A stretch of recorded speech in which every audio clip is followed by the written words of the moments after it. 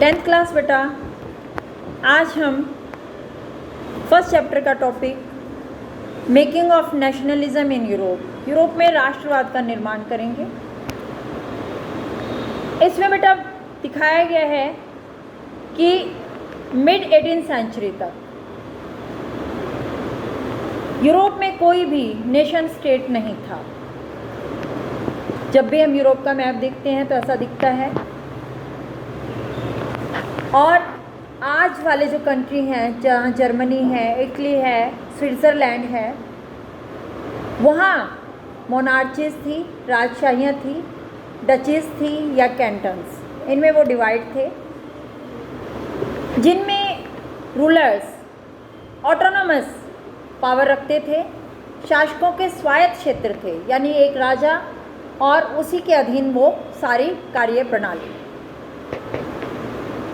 पूर्वी और मध्य यूरोप में जो एब्सोल्यूट मोनार्चीज़ के अंडर ये बहुत सारे एरियाज़ थे और इन एरियाज़ में डिफरेंट टाइप के लोग रहते थे। सेम टाइप के नहीं, अलग अलग तरह के लोग। ये अपने आप को एक कॉमन आइडेंटिटी या सेम कल्चर का मेंबर नहीं मानते थे। समान भागीदारी, एक जैसा नहीं मानते थे। जैसे भारत को हम कह देंगे कि हम भारतीय हैं, भारत में रहने वाले, ऐसा उन क्षेत्रों में रहने वाले लोग अपने आप को नहीं मानते थे। वो सब ज़्यादातर अलग अलग लैंग्वेजेस बोलते थे और डिफरेंट एथनिक ग्रुप्स के मेंबर थे। विभिन्न जातीय समूहों में बटे हुए थे। एथनिक क्या है? एक ऐसी डिफरेंट कम्युनिटीज़ जिनका अपना एक अलग कल्चर होता है, अपनी एक अलग लैंग्वेज होती है, एक अलग कम्युनिटी होती है।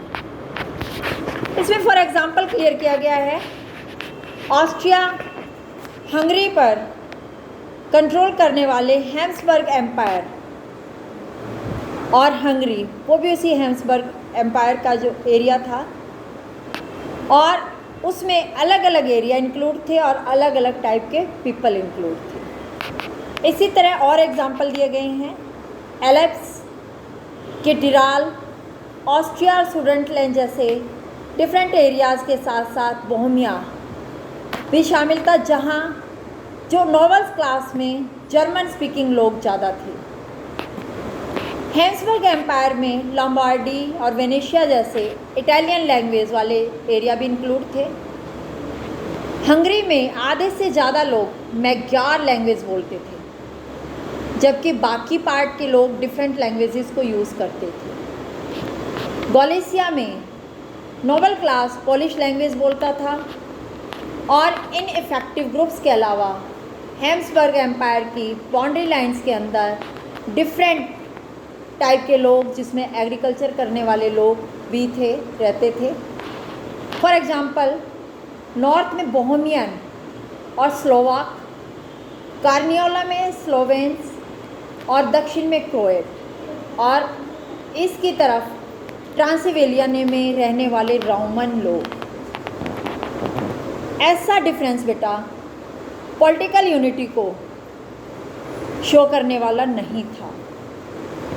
इस तरह के अलग अलग ग्रुप्स को आपस में यूनिफाई करने के लिए एक चीज़ ज़रूरी थी कि वो टुवार्ड्स द रूलर लॉयल हों। केवल सम्राट के प्रति उनकी निष्ठा वो उन सबको बांध सकती थी। इसी में बेटा आगे noble class and new middle class, कुलीन वर्ग और नया मध्य वर्ग। सोशल और पॉलिटिकल वे में लैंड की जो ऑनरशिप है वो नोबल क्लास के पास थी, पूरे के पूरे यूरोपियन कॉन्टिनेंट में। और इस क्लास के मेंबर एक कॉमन लाइफस्टाइल से लिंक्ड थे। उसमें क्या था, क्षेत्रीय विभाजनों के आर पार भी ये सिस्टम यूज़ हो रहा था। इनमें रूरल एरियाज़ में ज़्यादातर सारी प्रॉपर्टी और पूरी की पूरी अर्बन एरियाज़ में जो बड़े बड़े हाउसेस थे वो उनके ऑनर होते थे। पॉलिटिकल एक्टिविटीज़ के लिए हायर क्लास के बीच में फ्रेंच लैंग्वेज का ये यूज़ करते थे। इनकी फैमिली के अक्सर जो है मैरिज रिलेशन आपस में लिंक्ड होते थे। मगर ये शक्तिशाली कुलीन वर्ग इन केस ऑफ पॉपुलेशन काफ़ी कम होता था, यानी इनकी जनसंख्या तो कम थी टोटल उसमें, लेकिन इनकी जो है पोजीशन वो हाई थी। जैसे अब है, अमीर लोग कम होते हैं, गरीब लोग ज़्यादा है, या मध्यम वर्ग के लोग ज़्यादा है। यही स्थिति यूरोपीय वर्ग में दिखाई गई है। उसमें अमीर नोबल क्लास के लोग कम, लेकिन उनके पास प्रॉपर्टी ज़्यादा, उनकी लैंग्वेज दिखा दी गई फ्रेंच लैंग्वेज है, उनके आपस के मैरिज रिलेशन होते थे।